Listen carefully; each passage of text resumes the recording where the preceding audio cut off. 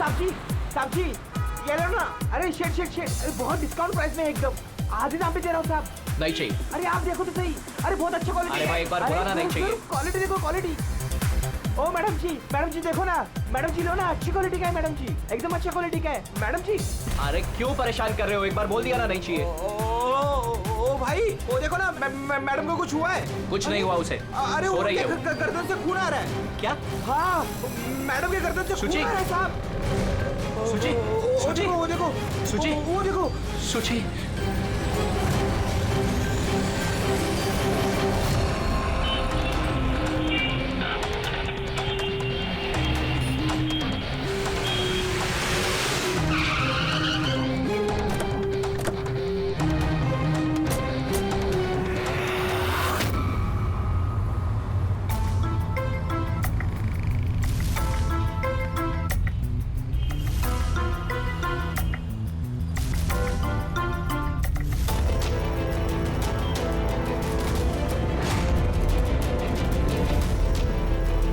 काफी खून बह चुका है, लगता है गोली काफी देर पहले चली थी।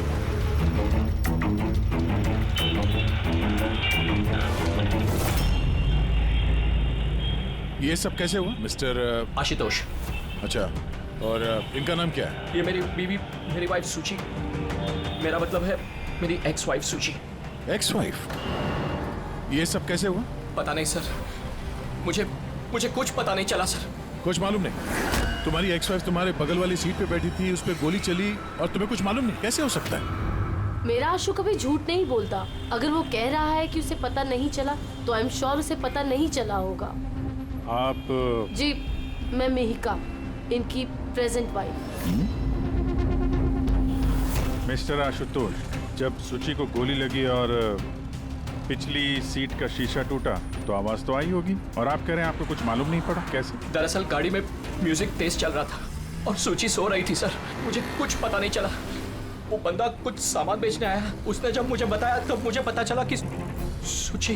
गाड़ी में म्यूजिक चल रहा था और सूची सो रही थी। कमाल है, अक्सर लोगों की नींद जरा से आहट से खुल जाती है और इतने लाउड म्यूजिक में सूची सो रही थी।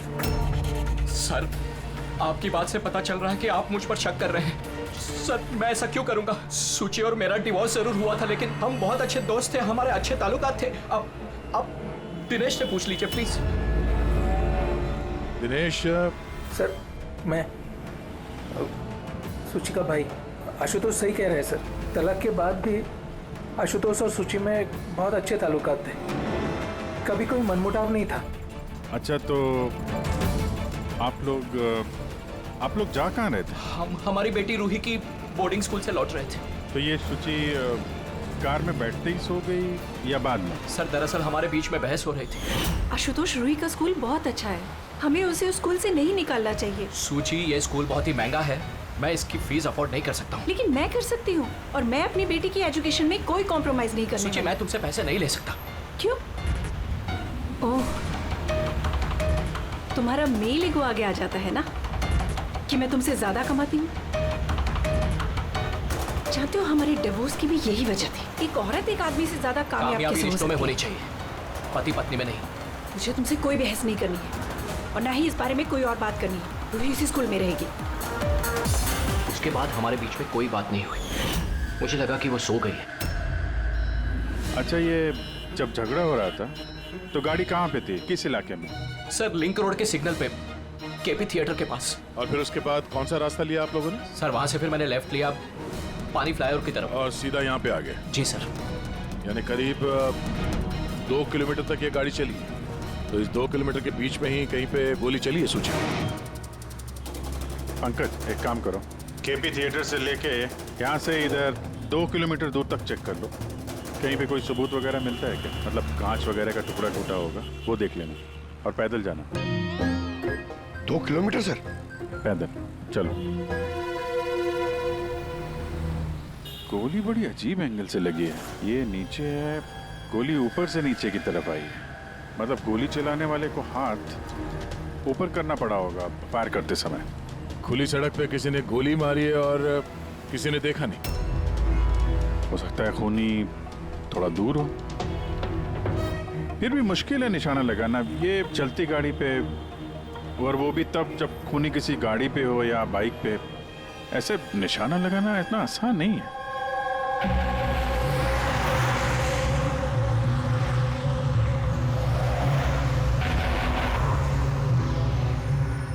रास्ते में कहीं पे गाड़ी रोकी थी तुमने? सिग्नल पे रोकी थी सर, बस और कहीं नहीं। अगर सिग्नल पे किसी ने गोली चलाई हो या फिर कहीं और से भी गोली चलाई हो तो वो निशाना लगाने के लिए वक्त तो लगेगा। तो किसी ने गोली मारते हुए किसी को देखा कैसे नहीं? हेलो, हाँ सर। ठीक है सर, हम लोग पहुंच रहे हैं। क्या हुआ? एसीपी साहब का फोन था, एक और लाश मिली है कामरे ब्रिज के नीचे।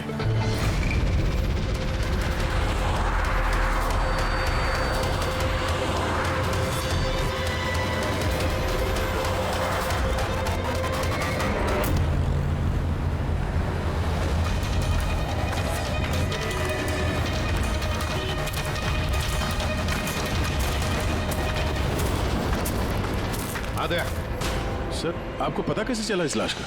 लोकल पुलिस को आसपास के लोगों ने कंप्लेंट दी थी। 2 घंटे पहले लाश मिली है। सिर के पीछे घाव है और पीठ पर भी गोली का निशान। सर, एक बात समझ में नहीं आ रही है, इसे किसी ने यहाँ पे मारा या कहीं और मार के यहाँ पे फेंका है? देखते हैं फ्रेडी। सर, रोड पर एक लवारिस बाइक भी मिली। मुझे लगता है इसी आदमी की वो बाइक।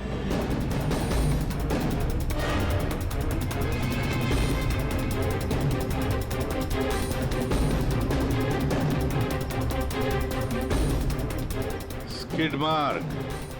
सर, ऐसा लगता है ये आदमी बाइक पे जा रहा होगा, किसी ने पीछे से गोली मार दी, डिसबैलेंस हो गया, गाड़ी बाइक स्किड होके किसी चीज से यहाँ पे टकराई होगी और उसकी बॉडी यहाँ नीचे गिर गई। सर पे चोट उसी वक्त लग गया होगा।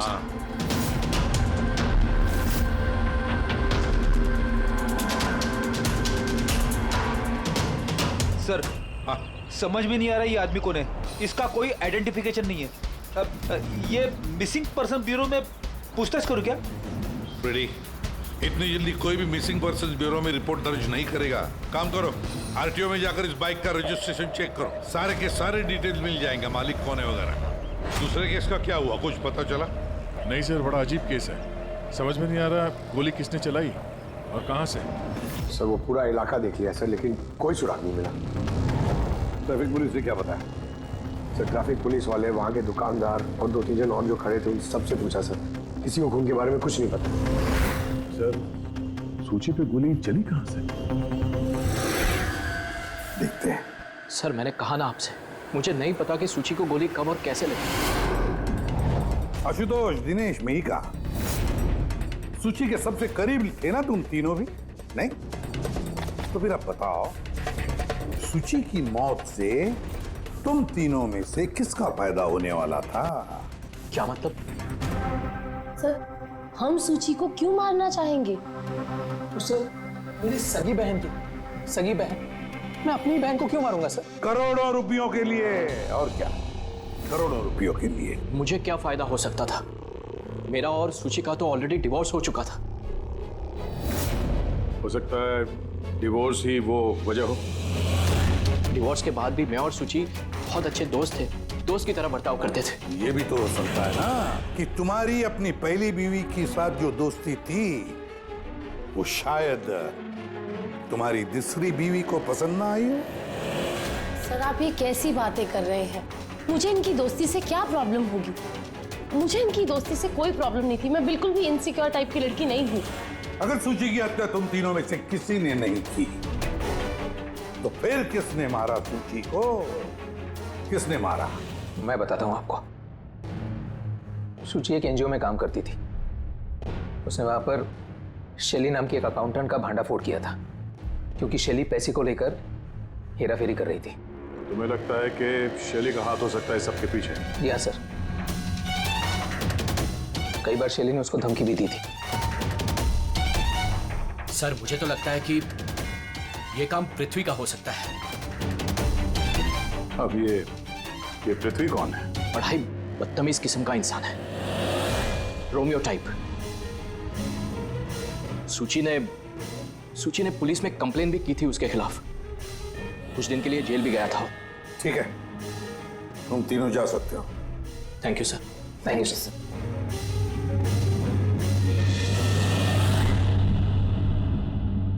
सर, ये तीनों गड़बड़ लग रहे हैं। इन तीनों पर कड़ी नजर रखो। होता तो शैली और पृथ्वी दोनों को ब्यूरो बुला लेते हैं। सर आरटीओ से बाइक के मालिक का पता चल गया। सर पृथ्वी और शैली का फोन अनरीचेबल आ रहा है, तो मैंने फ्रेडी से कहा है उनकी मोबाइल फोन को ट्रेस करने के लिए। ये तो हमारा डिलीवरी बॉय विवेक है। सर हमारी बाइक ज्यादातर यही चलाता था। सर इससे किसने मार दिया? वही पता करने की कोशिश कर रहे हैं। अच्छा, इस विवेक की किसी के साथ कोई दुश्मनी थी क्या? नहीं सर, ये तो बहुत ही सीधा साधा शरीफ लड़का था। कब से काम कर रहा था वो यहाँ पे? पिछले 1 महीने से राजस्थान से आया था सर। बहुत मेहनती था सर। ये तो यहाँ शहर में किसी को जानता भी नहीं था। ये कहाँ जा रहा था डिलीवरी करने? कहीं नहीं सर। सर छुट्टी थी आज उसकी, इसलिए मेरी बाइक लेकर घूमने के लिए गया था। अच्छा, उसका घर का एड्रेस दे सकते हैं जरा? सर उसका घर का एड्रेस नहीं है, वो यहीं शॉप में सोता था। उसका सामान वगैरह कुछ? सर ये उसका एक बक्सा है। ये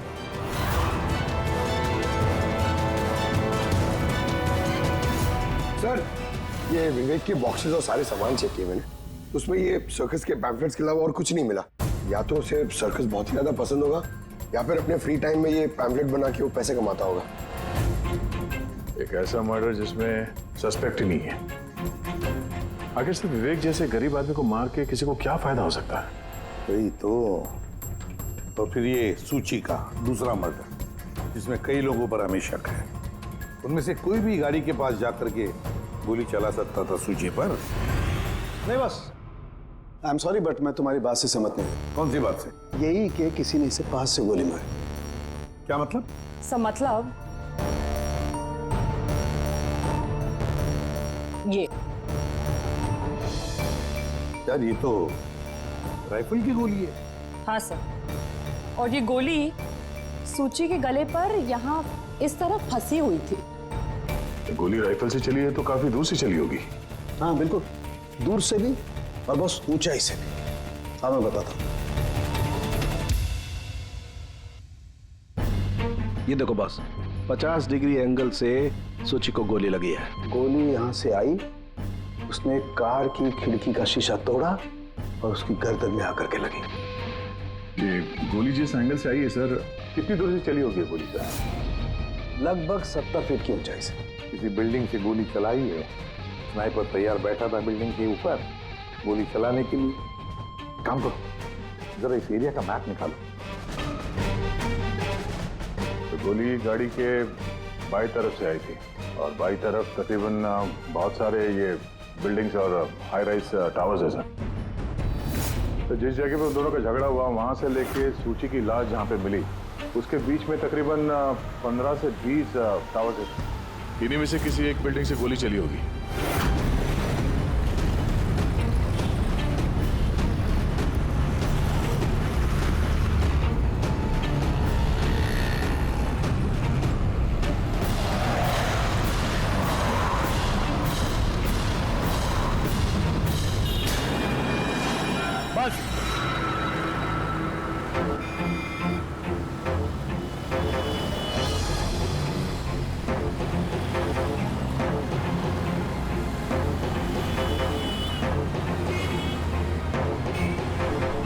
ये अभिजीत सर के हाथ में क्या? मार्क है फ्रेडी, ठीक उसी हाइट पे जिस हाइट पे सूची पे गोली लगी थी। और मेरे हाथ में ये डिजिटल डिस्टेंस रीडर है। इससे ये लेजर लाइट उस मार्क पे अगर ठीक जाता है तो इसका मतलब है कि गोली यहाँ इसी बिल्डिंग से चली है। थोड़ा कॉम्प्लिकेटेड है। ठीक है, ये अभी करके देखते हैं। हाँ दे, मैं तैयार हूँ। ओके अभिजीत, थोड़ा राइट में आना, राइट में। हाँ हल्का, थोड़ा लेफ्ट, बस बस बस। थोड़ा पीछे, थोड़ा पीछे। ये देखा, ये लेजर ठीक उस मार्क पे हिट नहीं कर रहा, लग नहीं रहा है वहां पे। गोली यहाँ से नहीं चली सर। एग्जैक्टली। अरे ये स्नाइपर के पास ज्यादा वक्त थोड़ी ना होगा निशाना इधर उधर करने के लिए, जब उसने सूची पे गोली चलाई। एक काम करते हैं, किसी और बिल्डिंग में देखते हैं। ठीक है, चलो।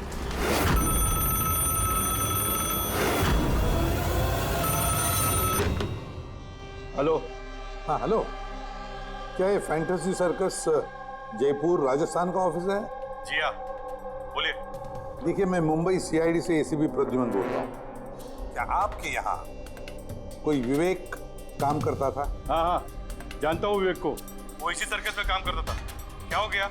क्या काम करता था वो, कुछ बता सकते हैं? देखिए साहब, अगर सारा दिन आपसे फोन पे लगा रहूंगा ना तो मेरा शो कैंसिल हो जाएगा। मैं आपकी बात अपने मालिक को बोलता हूँ, वो आपको कॉल करेंगे, समझे? हेलो।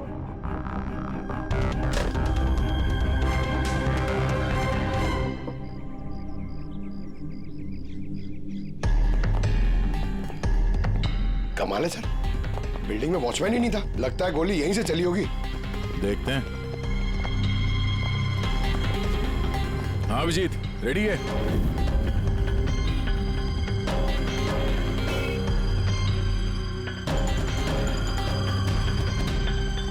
नहीं अभिजीत, यहां से निशाना कुछ ठीक से लग नहीं रहा। थोड़ा राइट में आना, राइट में, और थोड़ा।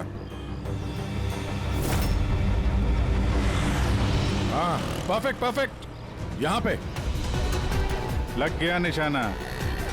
इसका मतलब शुचि यहाँ पे थी जब उसको गोली लगी। पंकज, रेडी? जरा देखो आसपास, उस स्नाइपर ने कोई सुराग छोड़ा है क्या? लेकिन यार दया, यहाँ पे कोई स्पीड ब्रेकर तो है नहीं। ऐसा कौन सा स्नाइपर था जो वहाँ बिल्डिंग पे बैठ के इतनी तेज चलती हुई गाड़ी पे ऐसा निशाना लगाए जो शुचि की गर्दन पे जाके लगे? हाँ ये बात तो है। आशुतोष, जब तुम्हारी गाड़ी ये यहाँ पर थी जी, तभी किसी वजह से तुम्हारी गाड़ी को स्लो करना पड़ा हो या फिर रोकना पड़ा हो, कुछ याद है? हाँ सर, मैं जब ड्राइव कर रहा था तो गाड़ी के आगे एक भिखारी आया था। मुझे ब्रेक मारनी पड़ी थी। भिखारी? हाँ क्या हुआ? इस तरफ कुछ भी नहीं है। कुछ भी नहीं? वहां भी कुछ नहीं है सर। ये भिखारी दिखने में कैसा था? सर, उसके एक हाथ में बैसाखी थी, लाल रंग का पोटला, गले में गमछा और शायद आधा गंजा था। अभिजीत, इस फ्लाईओवर के नीचे बहुत भिखारी बैठे हुए होते हैं, उन्हीं में से कोई एक होगा। मैंने सुना जो आशुतोष ने बताया भिखारी के बारे में। मैं यहाँ नीचे जाके देखता हूँ। कौन हो तुम लोग? इससे पूछ के यहाँ पे आए? तुम यहाँ के वॉचमैन हो? ड्यूटी पे क्यों नहीं थे? मेरी मर्जी। और तुम कौन होते हो मुझे ड्यूटी सिखाने वाले? सीआईडी। सीआईडी? जाते हो, तुम्हारे वजह से यहाँ पे एक औरत का खून हो गया। मेरी वजह से खून? किसी ने यहाँ छत से नीचे एक औरत पे गोली मारी। क्या जानते हो उसके बारे में?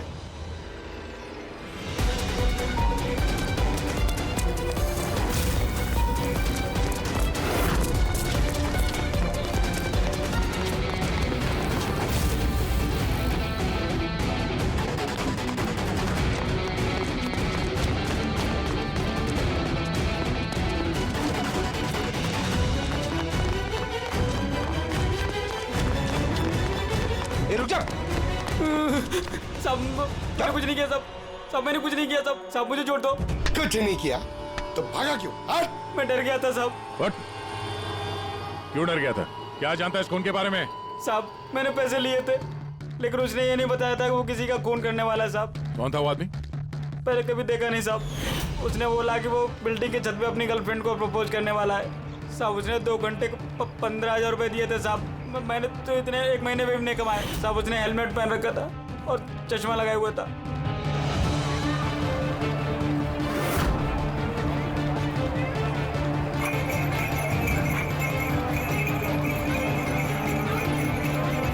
अरे सुनो भाई, ओ भाई साहब, ये एक ऐसे आदमी को देखा है जो लाल गमछा बांधता है, अरे लाल रंग की पोटली रखता है और बैसाखी से चलता है? क्या? अरे सुनो भाई यार, एक आदमी को देखा है तुमने जो लाल रंग का गमछा बांधता है, पोटली है उसके पास लाल रंग की, बैसाखी से चलता है? नहीं देखा?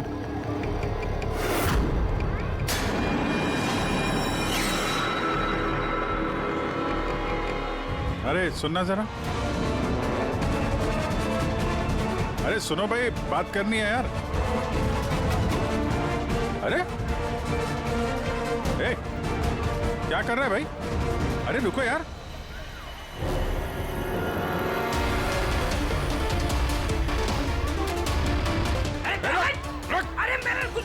अरे मैं भिखारी हूँ, मेरे पास पैसे कुछ भी नहीं है। अरे कौन हो, छोड़ दो मुझे। अपाहिज होने का नाटक कर रहा है। तुझे मालूम है बिना पैर के आदमी कैसे जीता है? अरे कौन हो तुम? क्या चाहते हो? मेरे पास पैसे नहीं से नहीं, मैं रास्ते का भिखारी नहीं बन के जीता। तो जानबूझ के उस लाल वाली गाड़ी के नीचे गिरा था ना? कौन सी लाल गाड़ी? मैं किसी गाड़ी के आगे नहीं आया। साहब क्या दादागिरी है, आप इसे छोड़ दीजिए वरना ठीक नहीं होगा, मैं बता देता हूँ। सीआईडी से हूँ मैं। किधर चलो? शराफत से बता दे, वरना मैं अपने पे आ गया तो बहुत भारी पड़ेगा। नहीं साहब, आप पक्का सीआईडी से तो बताता हूँ। वो एक आदमी ने मुझे पैसा दिया था ये सब करने के लिए, और उसने कहा था कि जैसे ही लाल गाड़ी आती है तुम उसके आगे गिर जाना, तो मैं गिर गया साहब। तुझे पता कैसे चला कि लाल गाड़ी कब आएगी? वो छत पे एक आदमी खड़ा रह के इशारा करने वाला था, जैसे उसने इशारा करना मैं गाड़ी के आगे गिरना, ऐसा हमारा प्लान था साहब। तुझे मालूम है एक औरत का खून हो गया तेरे इस प्लान के चक्कर में? साहब मुझे माफ कर दो, मैं रास्ते का भिखारी हूँ, देखो मेरी हालत कैसी है साहब, मुझे छोड़ दो। चल ये बता, वो आदमी कैसा था दिखने में? नहीं वो साहब मोटरसाइकिल पे आया था, हेलमेट पहने हुआ था, तो चेहरा दिखाई नहीं दिया। अरे यार कुछ तो देखा होगा, कुछ सुना होगा तूने? उसका फोन आया था, सामने वाले ने कहा था कि जल्दी जल्दी मिलने आओ, तो हाँ, तो उसने कहा था कि मैं पहुंचता हूँ। कहाँ पहुंचने का बोला था, कुछ याद है? कुछ सुना तूने?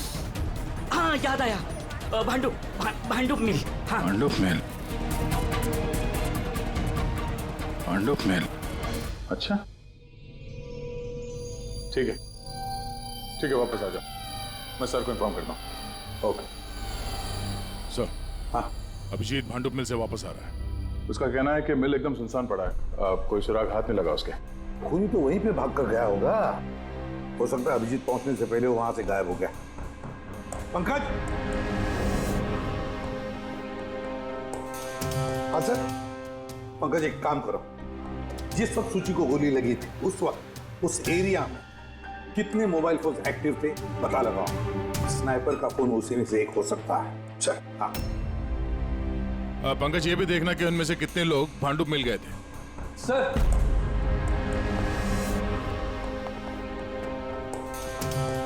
सर ये शैली है, एनजीओ अकाउंटेंट।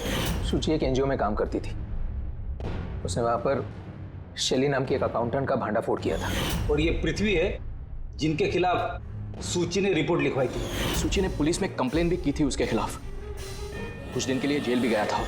आपने सोच भी कैसे लिया कि सूची के खून में मेरा हाथ हो सकता है? हाँ सर, मैंने भी ऐसा कुछ नहीं किया, मैंने किसी का मर्डर नहीं किया सर। शैली तुम्हारी नौकरी चली गई थी सूची के वजह से, और उसके बाद से तुम्हें अभी तक कोई नौकरी मिली नहीं। उधार के पैसे ले लेके घर का खर्चा चला रही हो तुम। हाँ? और पृथ्वी, एक हफ्ते तक तुम्हें जेल में रहना पड़ा, अपने मोहल्ले में काफी बदनामी हुई तुम्हारी। क्यों? तो क्या हुआ? अगर मुझे बदनामी का इतना डर होता तो मैं अपना घर बदल लेता, मर्डर थोड़ी ना करूंगा मैं किसी का। एंड सर ऐसा नहीं है कि मुझे कोई जॉब नहीं मिल रही है, इट्स जस्ट लाइक कि मुझे मेरे लायक कोई जॉब नहीं मिल रही है, इस वजह से मैं कहीं ज्वाइन नहीं कर रही हूँ। आपको आशुतोष और उसकी नई पत्नी मिहिका से पूछताछ करनी चाहिए। वो आपस में खुश नहीं है लेकिन दिखावा करते। आशुतोष तो सूची के पास वापस जाना चाहता था, शायद मिहिका ने इसीलिए। एंड सर सूची की ना उसके भाई दिनेश से भी नहीं बनती थी, हमेशा ना फोन पे उससे झगड़ती ही रहती थी। अच्छा, और किस बात को लेके होता था ये झगड़ा इन दोनों भाई बहन के बीच? एक्चुअली सर दिनेश ने आशुतोष को धमकी दी थी कि सूची से दूर रहे, शायद सूची को यही अच्छा नहीं लगा होगा। एक बार सूची ने मुझे ये भी बताया था कि मिहिका जलती है उसकी और आशुतोष की दोस्ती से। 100% इन्हीं में से किसी एक ने उसका मर्डर किया। हाँ सर। अच्छा ठीक है, जा सकते हो तुम दोनों, लेकिन एक बात अच्छी तरह से याद रखना, जब तक इन्वेस्टिगेशन पूरा नहीं होता ये शहर छोड़कर तुम कहीं नहीं जाओगे। इस केस में किसी की बातों का भरोसा नहीं हो रहा सर, ऐसा लगता है कि सब के सब झूठ ही बोल रहे हैं। हाँ, पता है जो भी है उसने बड़ी लंबी प्लानिंग की है। पहले भिखारी को पैसे दिए, फिर वॉचमैन को हायर किया, फिर स्नाइपर को हायर किया, और सही वक्त मिलते ही सूची को उड़ा दिया। सर, हाँ सर, जिस वक्त सूची को गोली चली थी सर, उस वक्त ब्रिज के आसपास 2000 लोगों के मोबाइल एक्टिवेट थे। तो उसमें से कौन सा मोबाइल फोन भांडुप मिल की तरफ गया, देखा? एक फोन गया था सर उस तरफ, लेकिन वो प्राइवेट नंबर है तो वो ट्रैक नहीं हो पाया। और क्या बता सकते हो इस नंबर के बारे में? यही सर कि वो मिल तक गया लेकिन रुका नहीं, वो सीधे चला गया कामरी ब्रिज की तरफ और फिर वहां से सिग्नल चला गया सर। कामरी ब्रिज? विवेक की लाश भी तो हमें उसी ब्रिज के नहीं मिली थी। ये कोई कॉन्सिडेंस तो नहीं हो सकता? राजस्थान में फोन कर दे विवेक के गांव, पुलिस वालों को क्या इंफॉर्मेशन मिले उसके बारे में देखते हैं। ये विवेक भी तो खूनी हो सकता है। किसी ने विवेक का खून कर दिया? एक खूनी का खून? कुछ भी हो सकता है फ्रेडी, इस केस में कुछ भी हो सकता है।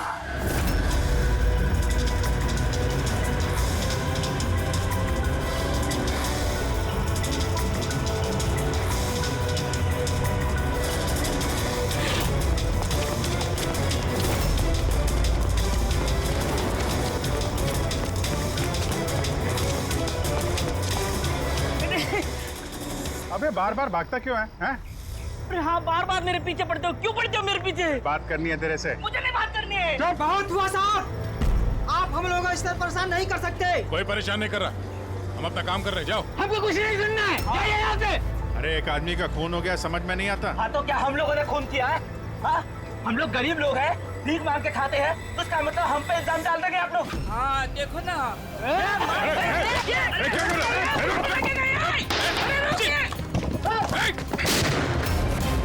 अभिजीत, तो ठीक हो? थोड़ा सा ओह नो, पत्थर लग गया है। क्या किया तुम लोगों ने? हाँ? ये देख, इसने पैसे दिए थे तुम्हें? इसका भी खून हो गया? हाँ मर गया ये, ध्यान से देख। क्या ये वही आदमी है जिसने तुझे बोला था कार के आगे गिरने के लिए? जरा जुम करो।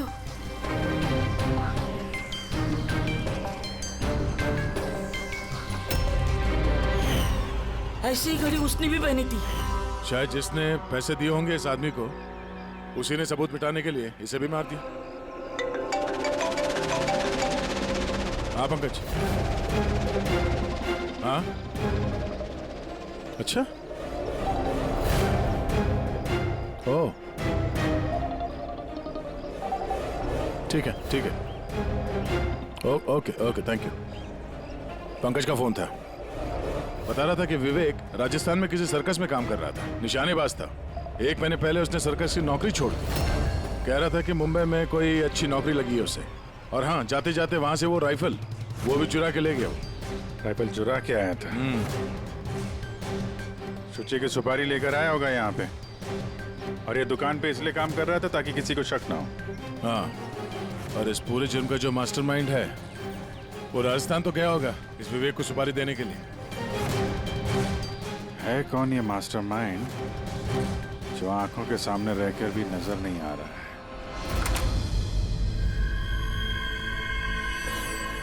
अरे मिस्टर आशु।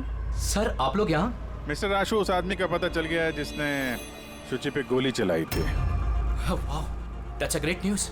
आपने पकड़ लिया उसे? विवेक नाम है उसका। आप लोग किसी विवेक को जानते हो? नहीं तो। कमाल है, आप किसी विवेक को नहीं जानते हो, मगर 15 बार कॉल किया आपने अपने मोबाइल से। क्या? सर मैं जब किसी विवेक को जानता ही नहीं हूँ तो मैं उसे फोन क्यों करूँगा? सिर्फ इतना ही नहीं, उससे मिलने तुम राजस्थान भी गए थे। सर्कस में उसकी गोली चलाने की कला तुम्हें इतनी पसंद आ गई थी कि सूची को मारने का कॉन्ट्रैक्ट भी दे दिया उसे। क्या? 1 मिनट सर, 1 मिनट। ये बात सच है कि मैं बिजनेस ट्रिप के लिए राजस्थान गया था, लेकिन मैं कोई सर्कस में नहीं गया था। और मैं जब कोई विवेक को जानता ही नहीं हूँ तो मैं उसे फोन क्यों करूँगा? तो क्या ये तुम्हारे फोन रिकॉर्ड झूठ बोल रहे हैं? सर ये हो सकता है कि मेरे फोन से किसी और ने फोन किया हो मेरी गैर मौजूदगी में। अच्छा, तो आप अपना फोन ऐसे ही लापरवाही से इधर उधर छोड़ देते हैं क्या? नहीं सर। हाँ सर। अच्छा ठीक है sir, okay sir, okay. Doctor Salunke का फोन था, हमें फॉरेंसिक लैब में बुलाया आशुतोष को लेके। बस सुची यहाँ बैठी हुई थी इस सीट पे, और ये इस सीट का हिस्सा है जो पीछे की तरफ, और ये है वो लीवर जिससे सीट आगे पीछे होती है, और इस लीवर को जाम कर दिया गया है। देखो, लीवर को जाम कर दिया गया है। हाँ यार, बस यही सुना कैसे? इसके लिए आपने हमको वहां से बुलाया? पंकज, क्या तेरी पूरी बात सुनो ना। सुराग ये नहीं है कि ये लीवर अटका हुआ है, सुराग ये है कि इसे जानबूझकर पीछे अटकाया गया है। और सर, सीट जानबूझ के कोई खराब क्यों करेगा? यही तो हम लोग भी सोच रहे थे। आशुतोष, ये तुम्हारी इस गाड़ी की सीट कब से ऐसी है, कब से पीछे अटकी पड़ी है? सर परसों रात तक तो ठीक थी, लेकिन कल सुबह जब निकला तो रिक्लाइन काम नहीं कर रहा था। मेरे पास ठीक कराने का वक्त नहीं था, इसलिए ऐसे ही निकल पड़ा। सालुंके साहब, सीट खराब होने का इस केस से क्या लेना देना? लेना देना है फ्रेडी, और लेना देना यह है कि खूनी चाहता था कि सीट पीछे अटकी रहे ताकि सूची की पोजीशन ऐसे रहे पीछे की तरफ।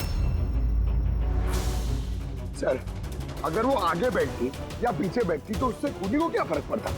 खूनी तो गोली चलाने वाला था ना। यार पंकज, तुम एक काम करो, यहाँ ड्राइविंग सीट पे बैठो। सारिका, तुम सूची की जगह। हाँ। अब मान लो कि मैं सूची हूँ, तो जब मैं इस सीट पे बैठी थी तब मेरा सर ऐसे था। बॉस, सूची का सर यहाँ होने का फायदा खूनी को तब मिलता जब उसका एम सूची नहीं, ड्राइविंग सीट पर बैठा हुआ आदमी होता, मतलब आशुतोष होता। लेकिन आशुतोष को किसी भी वजह से बहुत जबरदस्त ब्रेक लगाना पड़ा। ब्रेक की वजह से झटका लगा और झटके में सूची आगे आई, और बॉस, गोली आशुतोष को लगने की बजाय सूची को लग गई। सर, इसका मतलब आशुतोष खूनी नहीं है, बल्कि कोई उसका खून करना चाहता है।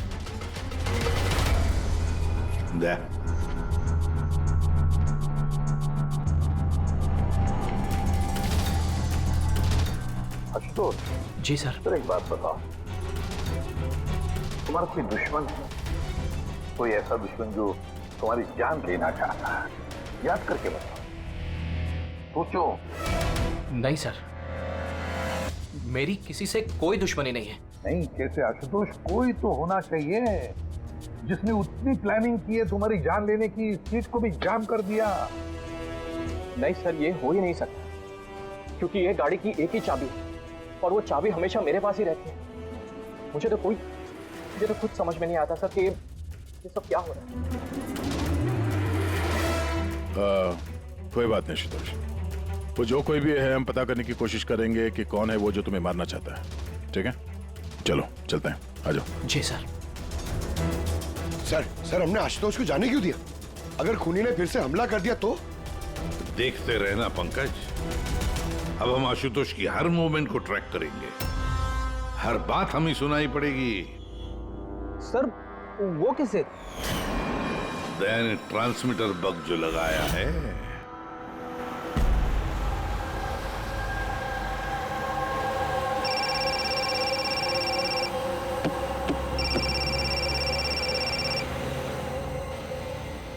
हेलो, हाँ बोलो। अच्छा, तो आ जाओ घर पे। वहां पर वो जगह तो बंद है ना? ठीक है, आता हूं।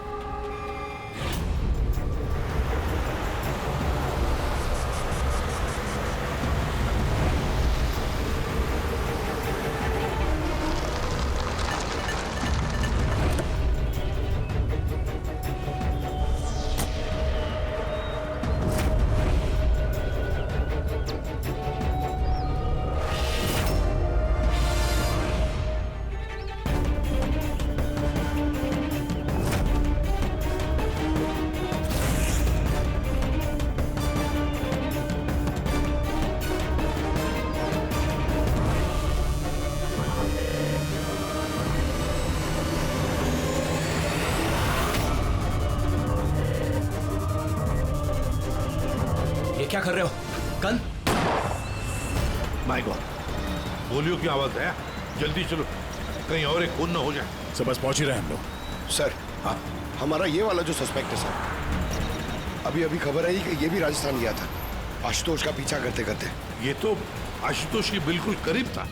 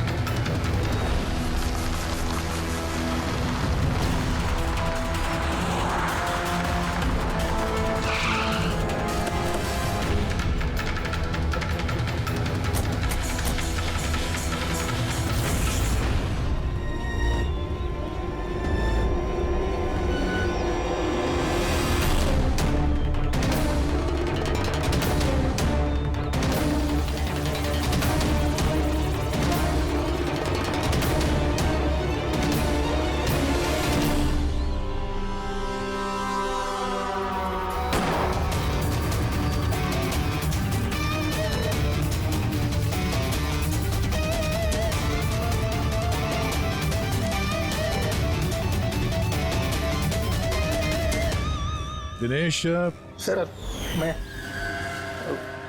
सूची का भाई। मर गया सर। मैंने कुछ नहीं किया सर। ये मुझे मारना चाहता था सर। ये मारना चाहता था मुझे। क्यों मारना चाहता था ये तुम्हें? सर इसे लग रहा था कि इसकी बहन की बर्बादी का जिम्मेदार मैं हूँ। शादी के बाद सूची डिप्रेशन में चली गई थी और उसने अपने आप को मारने की भी कोशिश की और ये सब मैं नहीं जानता था सर, बिल्कुल नहीं जानता था। जाने अनजाने में इन दोनों की मौत का जिम्मेदार मैं बना हूं। तो जाने अनजाने। पंकज, इसे जरा छांव में बिठा दो। मेरी फोरेंसिक लैब भेज दो।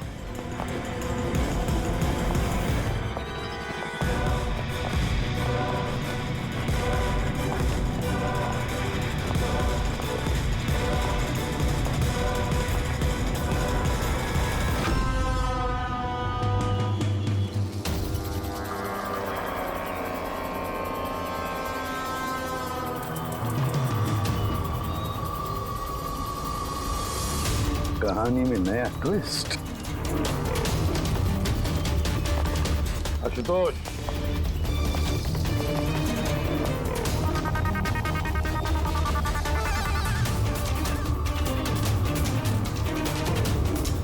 जानते हो क्या है ये?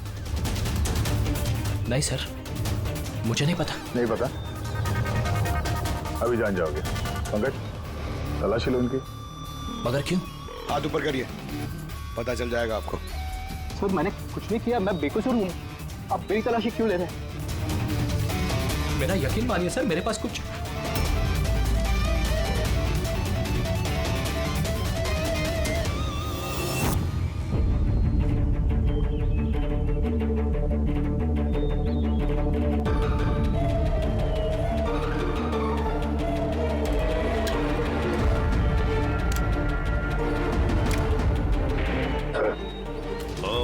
Rubber bullets.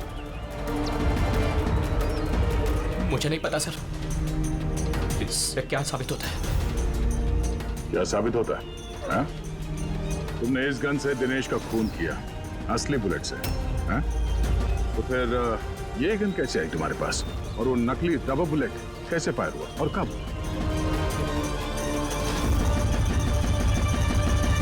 सब प्लान मैंने किया था sir. A to Z plan मेरा था। सूची की मौत, दिनेश की मौत, और वो प्लान भी यही था कि आप लोगों को यही लगे कि सूची की मौत गलती से हुई थी, बल्कि असली टारगेट मैं था और आप लोगों का शक दिनेश पर जाए। लेकिन सारा प्लान मिट्टी में मिल गया, सब कुछ मिट्टी में मिल गया। क्यों मारा तुमने सूची को? क्या मिला तुम्हें सूची को मारकर? सूची मेरी बेटी रूही को लेकर हमेशा हमेशा के लिए देश छोड़कर जा रही थी सर, और ये बात उसने मुझसे छिपाई थी। आप ही बताइए सर, अपनी इकलौती बेटी को खुद से दूर कैसे करने देता? और इसलिए तुमने विवेक को, उस शार्प शूटर को पैसे दिए अपनी बीवी सूची की जान लेने के लिए। और जैसे उसने काम खत्म कर दिया तुमने उसे भी मार डाला। तूने दिनेश को ऐसा क्या कहा कि वो तुम्हें मारने के लिए यहाँ पर आ गया? मैंने मिहिका को दिनेश के पास भेजा था। क्या? हाँ दिनेश, मुझे अभी पता चला कि आशुतोष ही तुम्हारी बहन की मौत का जिम्मेदार है और वो तुम्हें भी मारना चाहता है। नहीं नहीं, मैं उसे छोड़ूंगा। दिनेश, पागल हो गए हो क्या? खून करोगे तुम? उसने मेरी बहन को मारा, मेरी सगी बहन को। मेरी पत्नी को मेरी बहन को मारते हुए उसे कुछ नहीं लगा। नहीं, कुछ भी हो जाए मैं उसे छोड़ नहीं सकता। मैं उसे नहीं छोड़ सकता। मेरी बात तो सुनो।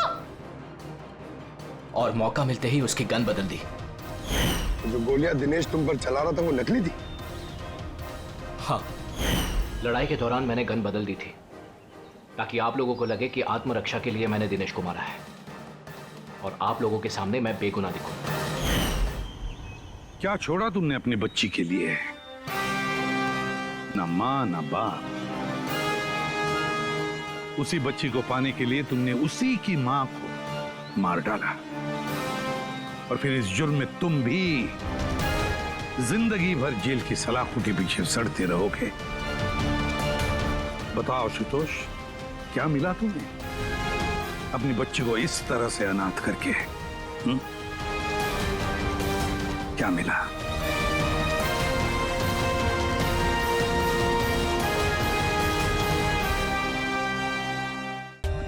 For more updates, subscribe to our channel, click the show links and enjoy watching the videos.